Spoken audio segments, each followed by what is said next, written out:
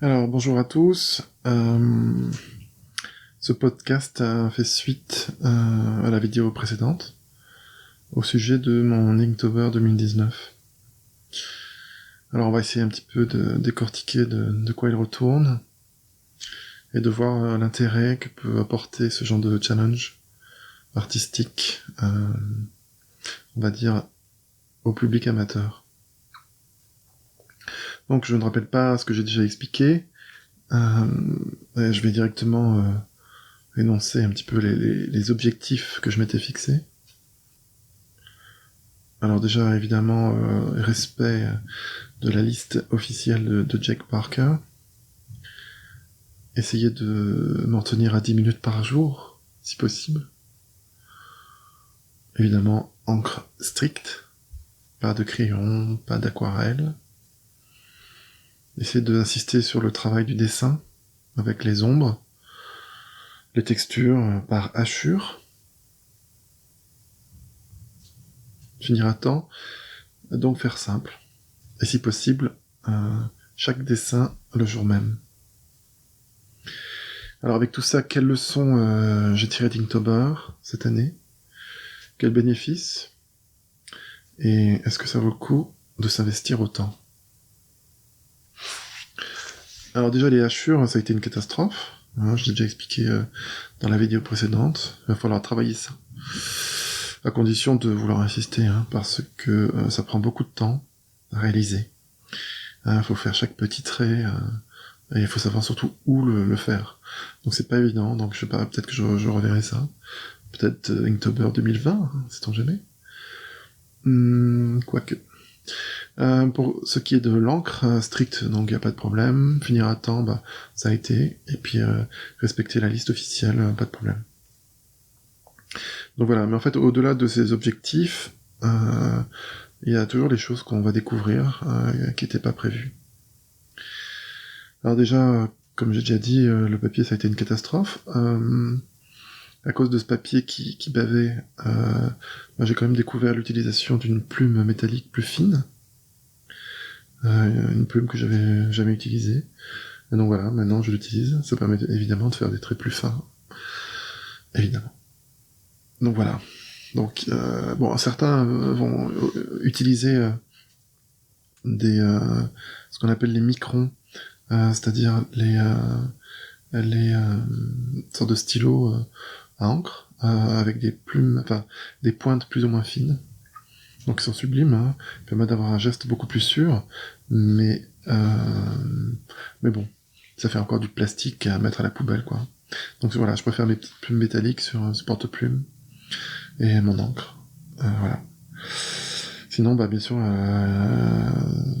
si jamais je continue Inktober l'année prochaine, ce dont je doute, il faudra peut-être changer de cahier à dessin. Même si, bon, j'ai commencé celui-là, peut-être que je vais le terminer, bon, on verra bien. Mais en tout cas, je vous encourage à utiliser plutôt des sketchbooks, des cahiers à croquis mix média qui vont beaucoup plus facilement supporter l'eau et l'encre.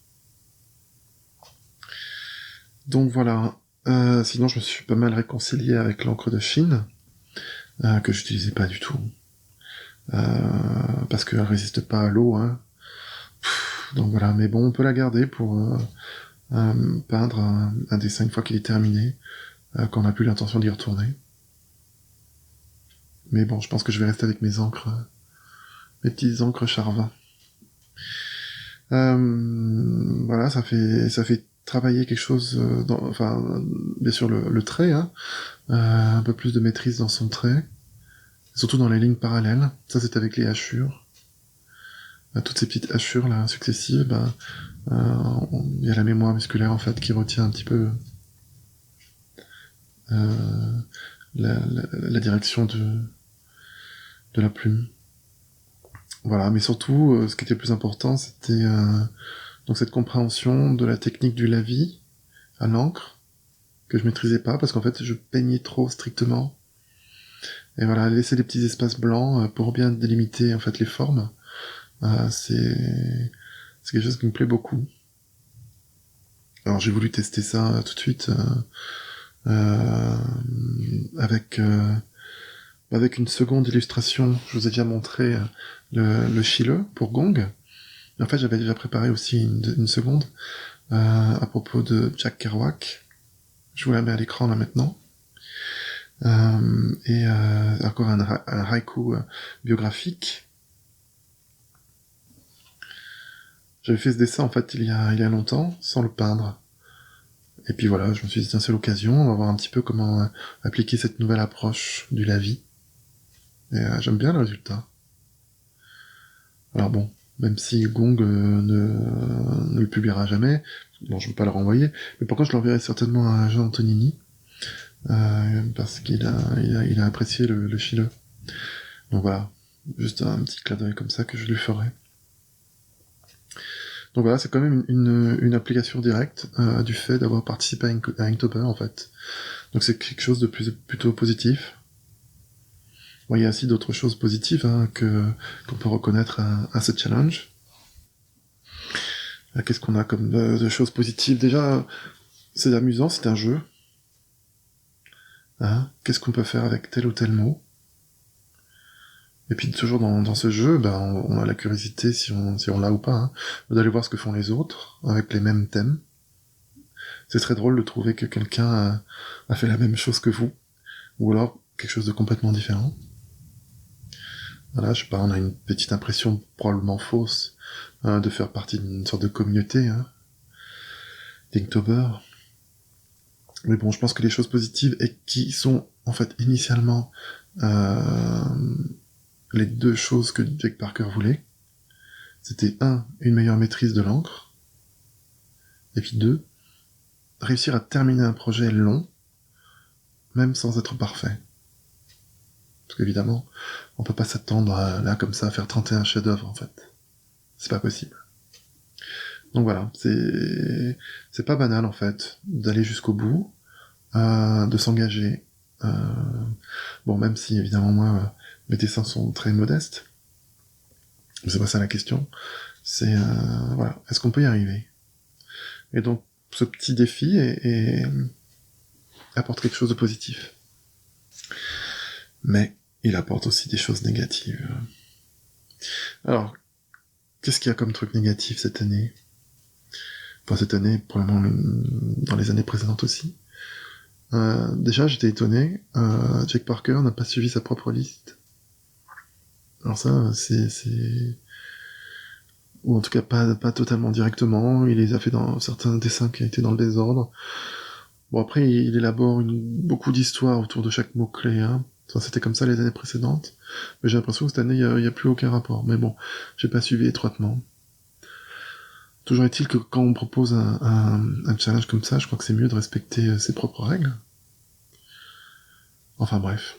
Il y avait quand même aussi beaucoup de mots assez proches de ceux qui étaient déjà là l'année dernière. Ça manquait un petit peu de diversité, et puis et beaucoup de gens cette année ont dit que les mots étaient vachement durs. Non, je sais pas. Il y a quand même beaucoup de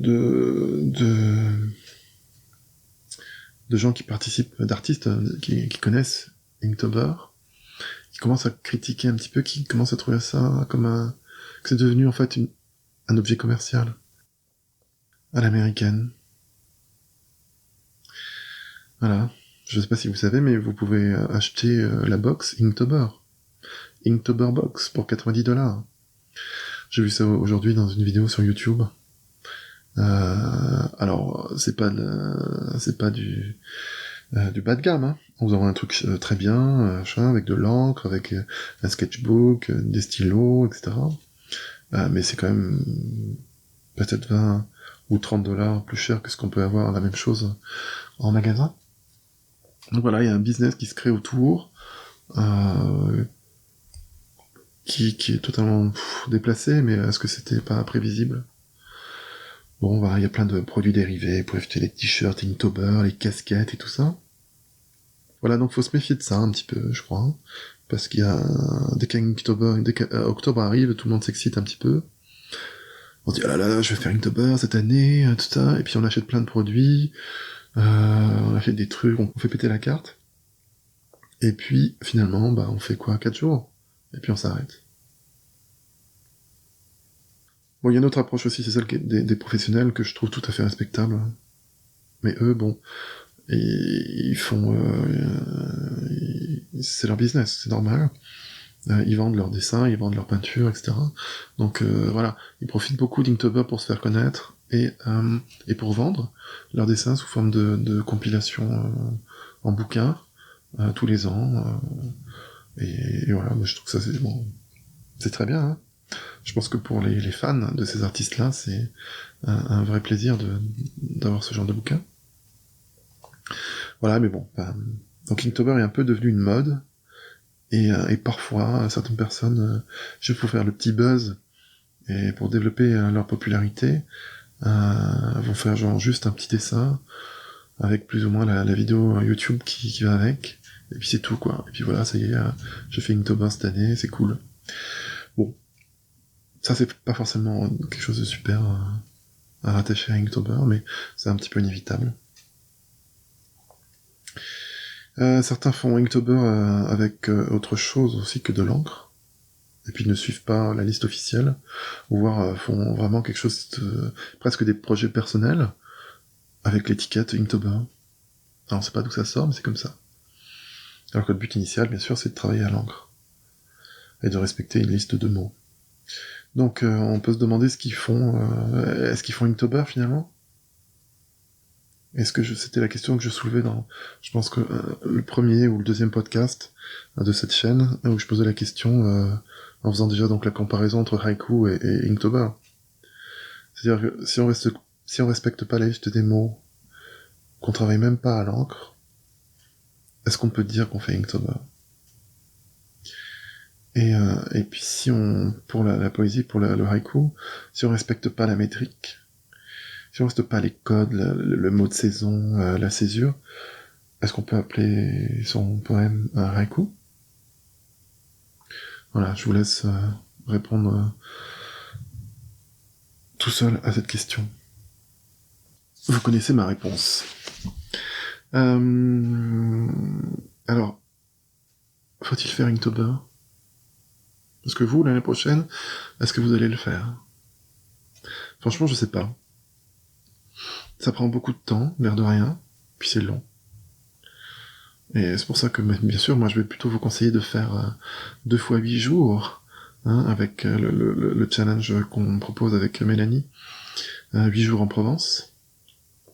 Et vous pouvez faire quelques petits insectes en juin avec Noël Blake. Voilà, c'est pas mal de faire ça. Tout en menant à côté vos projets personnels. Je pense que c'est mieux. Ça me semble plus juste et plus adapté, en fait. Comme ça, on sort un tout petit peu de sa zone de confort quand il s'agit de travailler des sujets qu'on n'aurait jamais abordés autrement. Et puis quand même, bon, on vous laisse pas mal de temps. Finalement, il n'y a pas la pression d'Inktober, 1 par jour pendant 31 jours. Nous, c'est juste 8 jours, et en plus, vous avez 1 mois pour préparer à l'avance. Donc c'est quand même beaucoup plus cool. Donc voilà, j'espère qu'on aura encore plus de participants cette année que l'année dernière. Nous, le but n'est pas du tout commercial, et il n'y aura jamais de box 8 jours en France, ça je vous le promets.